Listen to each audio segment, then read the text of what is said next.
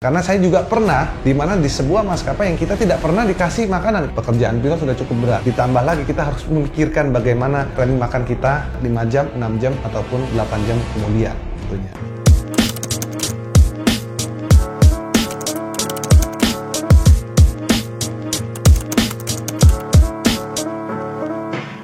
Halo guys, salam rotate kembali dengan Captain Vincent Raditya. Kembali di segmen Jericho, cerita kokpit. Tentunya bagi kalian semua mengenai pengalaman pribadi seorang pilot, bagaimana yang dia rasakan baik dari normal operation ataupun dari abnormal operation, ataupun ya sehari-hari apa yang kita rasakan. Ini merupakan jenis video yang tentunya kita buat untuk memberikan wawasan kepada kalian semua untuk yang ada di sisi kokpit, yang saya jelaskan secara detail tentunya. Nah, biasanya kalau di kokpit video, biasanya kita hanya melakukan bagaimana operational. Sudah cukup banyak video kokpit yang saya berikan kepada kalian semua yang bisa menunjukkan bagaimana operational secara normal dan berbagai macam masalah yang sudah kita terima. Oke, bagi kalian semua yang baru di sini, jangan lupa kalau kalian ada pertanyaan silahkan tanya di kolom komentar di bawah ini mengenai baik itu pengalaman pribadi saya untuk pertanyaan untuk konten Jericho, apapun yang ingin kalian ketahui di seputar aviasi, kalian bisa tuliskan pertanyaan kalian di kolom komentar di bawah video ini, ataupun kalian bisa bertanya juga di Instagram saya @vincentraditya di post yang mana aja.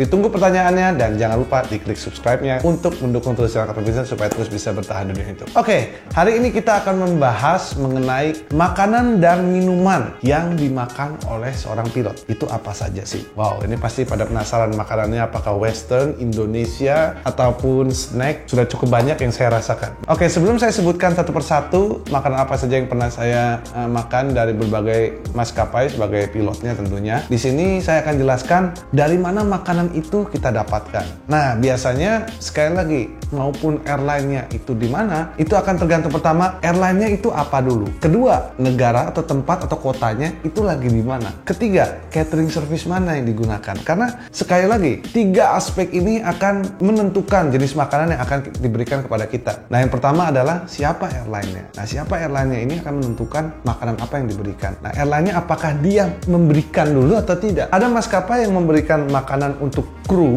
dalam bentuk meal box gitu ya, atau dia juga tidak memberikan makanan kepada krunya dia, tapi in exchange mereka diberikan allowance dalam setiap bulan. Yang tadinya kita diberikan makan di setiap penerbangan, tapi ini malah kita diberikan allowance sekian juta misalnya. Oke, kamu menjadi pilot kita, setiap bulan kalau kamu terbang kita kasihkan uang misalnya besarnya 4 juta misalnya seperti itu. So itu adalah merupakan pilihan dari airline-nya. Jadi airline-nya itu siapa, tidak peduli itu apakah premium service, mau flag carrier ataupun yang low cost carrier, ya bisa saja low cost carrier dia memberikan makanan yang enak karena dia sayang sama krunya. Bisa juga ya dia mengirit cost. So itu menentukan siapa airline-nya dan bagaimana policy dari airline tersebut.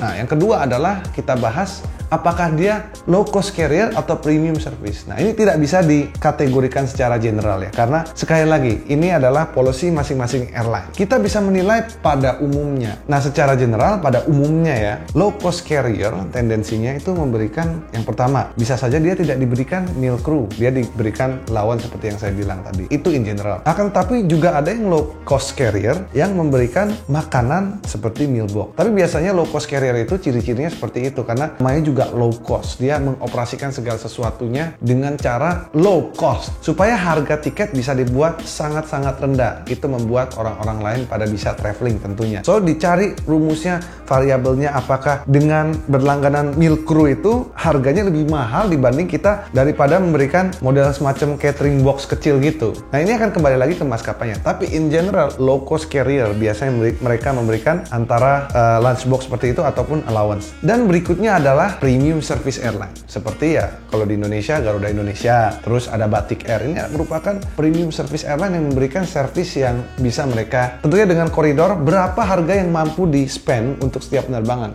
Karena untuk melakukan seperti itu dia harus meresearch harga pasarnya, terus dihitung lagi per seatnya berapa, karena dengan total cost itu dengan ada makanan ini berapa harga makanan yang bisa dimasukkan ke dalam dalam komponen cost tersebut. Nah, maka dari itu keluarlah berbagai macam policy. Nah, seperti di maskapai yang saya pernah terbang dahulu, itu ada policy di mana di bawah 2 jam itu diberikan hanya snack seperti roti kayak gitu. Tapi di atas 2 jam kita bisa mendapatkan full meal. Sekali lagi karena itu kembali dengan policy dan kompetisi harga yang ada di dalam pasar. Makanya mereka harus beradaptasi, memberikan harga yang semurah mungkin kepada customer dan juga bisa memberikan yang terbaik kepada customernya dia. Nah, dari sana kalian bisa melihat ya bahwa low cost carrier dan premium service airline tidak hanya penumpang yang bisa merasakan, tentunya pilotnya. Karena saya juga pernah di mana di sebuah maskapai yang kita tidak pernah dikasih makanan, kita hanya diberikan allowance. Memang uangnya lebih besar. Cuman ini buat saya merupakan sebuah trade yang tidak mengenakan lah, karena setiap kali kita terbang itu kita lapar ya. Nah, kalau kita lapar itu kita harus memikirkan kapan kita harus membeli makanan dan bagaimana cara kita membeli makanan. Jadi sudah cukup umum ketika kita terbang misalnya dari kota A ke kota B, dimana ketika kita terbang tidak mendapatkan makanan di sana, itu nggak enak banget guys. Jadi misalnya Jakarta Surabaya, kita terbang Surabaya, ketika kita mau approach kita ada radio ke company, kita kontak company operation, ini pesawat ini tolong dong titip makanan bawain ini ya. Nah, nanti akan ada di antara mereka yang membantu untuk membelikan terlebih dahulu dan membawakannya ke kokpit. Tentunya pekerjaan pilot sudah cukup berat, ditambah lagi kita harus memikirkan bagaimana planning makan kita 5 jam, 6 jam ataupun 8 jam kemudian tentunya. Nah, lalu kita lihat aspek berikutnya adalah di negara mana pesawat itu lagi berada. Tentunya kalau pesawat itu lagi transit misalnya di Abu Dhabi, ya kita jarang sekali kemungkinan kita membawa makanan dari Jakarta karena pertama belum tentu muat ya. Mungkin lah ada storage yang cukup, tapi makanannya jadi nggak fresh ketika kita bawa dari Jakarta misalnya 12 jam dan kita mesti istirahat dulu misalnya 5 jam, 6 jam menunggu kru berikutnya. Jadi makanannya tidak fresh. Nah, ini yang menjadi satu kendala. Maka dari itu biasanya in general ketika pesawat mendarat di satu tempat tujuan, mereka akan membeli catering service yang ada di negara tersebut. Nah, maka dari itu kita akan lanjut lagi ke aspek berikutnya, yaitu catering service mana. Nah, catering service itu sekali lagi, catering service sama seperti restoran tentunya. Ada restoran yang bikinnya ini loh menu-menunya, ini yang ditawarkan ke maskapainya. Nanti biasanya maskapainya pilih, oh ini yang kita mau, ini yang kita mau. Jadi maskapai biasanya ditentukan nih jenis-jenis makanannya untuk bisnis kelas apa, ekonomi apa, first class apa, ada kategorinya masing-masing karena tentunya kembali lagi ke costing. Nah, biasanya kalau kita memiliki kru kepada penumpang yang fantastis, biasanya pilotnya juga ikut merasakan. Nah, tentunya suka ada penumpang yang nggak on board karena cost elemen dari catering tersebut sudah include dari setiap flight tentunya. Nah, setelah Anda mengerti bagaimana aspeknya, sekarang saya akan beritahu kalian apa saja sih yang saya makan. Oke, saya pernah terbang di Batavia Air. Di Batavia Air ini mereka memberikan kepada penumpang ini adalah roti waktu itu. Tapi di meal crew mereka memberikan crew meal dalam tempat seperti ini, seperti yang kalian lihat di pesawat biasanya. Nah, biasanya ukurannya seperti ini dan rasanya ya bisa dimasukin ikan satu di sana atau nggak bisa masukin ayam. Nah, biasanya itu diisi di Jakarta biasanya. Biasa kalau di outbase itu mereka nggak isi. Nah, lalu biasanya ya karena setiap hari kita makan itu terus, menunya itu terus, kadang-kadang ya kita boring. Makanya ketika kita transit di Singapura kayak gitu, ya kita coba macam-macam lah. Waktu kita mendarat kita cobain makanan-makanan khas daerah tentunya. Nah, itu waktu di Batavia Air. Nah, kita akan lanjut tanpa menyebut airline-nya lagi. Saya juga pernah di mana maskapai di mana tidak diberikan makanan kepada kru, bukan berarti tidak enak. Itu juga menguntungkan buat kita karena secara finansial seorang pilot ya dapatnya lebih banyak, kayak take home pay kita lebih banyak daripada pilot-pilot yang dapat catering. Itu merupakan privilege yang beda waktu itu.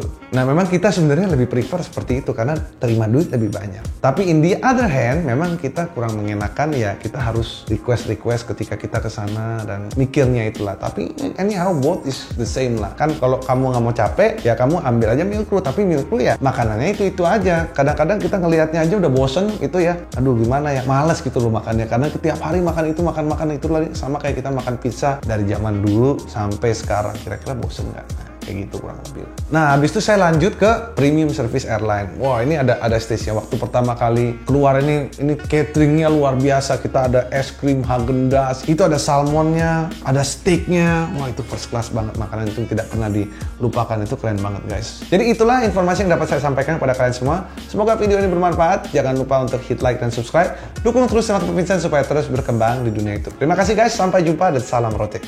Bye. Pilot adalah profesi yang dikenal dengan kemampuan, disiplin yang tinggi, logika, keterampilan dan ketangkasan, multitasking, fleksibel, kepemimpinan dan teamwork, kemampuan untuk berinteraksi antar budaya, public speaking, dan juga time management yang baik. Pilot bisa mendapatkan kemampuan tersebut dengan training secara intensif, belajar dari kesalahan dan pengalaman yang pernah ia lalui. Masalahnya, biaya sekolah pilot tidaklah murah. Banyak pula orang tua yang tidak mengizinkan anaknya untuk menjadi seorang pilot, namun mereka tetap mau anaknya memiliki skill di bidang ini. Ada pula orang yang menginginkan kemampuan pilot, tapi tidak ingin sekolah karena memiliki cita-cita yang lain. Dan juga selain itu, biaya mempertahankan lisensi pilot itu juga tidaklah murah. Pilot diharuskan untuk melakukan medical check-up setiap 6 bulan. Pilot juga diharuskan melakukan 3 take-off dan 3 landing setiap 90 hari, dan juga profisiensi cek tiap 6 bulan. Ada juga berbagai macam pemeriksaan yang harus dilakukan secara intensif, seperti instrument rating, ataupun cek setiap 2 tahunnya, dan lebih lagi apabila mereka memiliki type rating, maka mereka harus mengeluarkan biaya ribuan dolar agar dapat mempertahankan lisensi mereka. Pada akhirnya, apabila mereka tidak dapat memaintain lisensi mereka dengan baik, maka diperlukan biaya yang sangat mahal untuk menghidupkan kembali lisensinya dia. Di luar dari itu, tentunya memang ada orang yang memang tidak mampu untuk menyekolahkan dirinya untuk menjadi seorang pilot. Nah, untuk itu, kalian semua tidak perlu khawatir lagi, karena sekarang ada solusi yang tepat bagi kalian semua. Bayangkan apabila Anda bisa mendapatkan skill seorang pilot seperti disiplin, kemampuan keterampilan dan ketangkasan, multitasking, public speaking, dan lain-lainnya. Kami menyediakan berbagai macam program untuk melatih diri kalian untuk memiliki skill seorang pilot yang didamba-dambakan tanpa harus mengeluarkan biaya sekolah pilot yang tentunya sangat mahal luar biasa. Ini juga merupakan solusi yang sangat baik bagi kalian semua aviation geek yang suka dengan pesawat dan simulator. Karena training yang kami berikan mulai dari level terendah hingga kemampuan pilot yang digunakan di aslinya. Karena silabus yang kami gunakan merupakan silabus yang digunakan oleh training pilot aslinya. Dan yang perlu kalian ketahui, karena semua trainingnya akan dilakukan di simulator yang berskala mirip sekali dengan aslinya, maka bisa dipastikan selain Anda akan mendapatkan skill seorang pilot yang Anda bisa gunakan di dalam kehidupan sehari-hari, Anda juga akan mendapatkan skill asli seorang pilot di mana Anda tentunya bisa menerbangkan mulai dari simulator dan transisi ke pesawat aslinya. Karena semua prosedur, silabus, dan alat yang digunakan adalah silabus dan alat yang menyerupai dengan aslinya. Tunggu apa lagi guys? Pilih programnya dan mulailah sekarang untuk mempersiapkan masa depan kalian menjadi masa depan yang lebih baik lagi.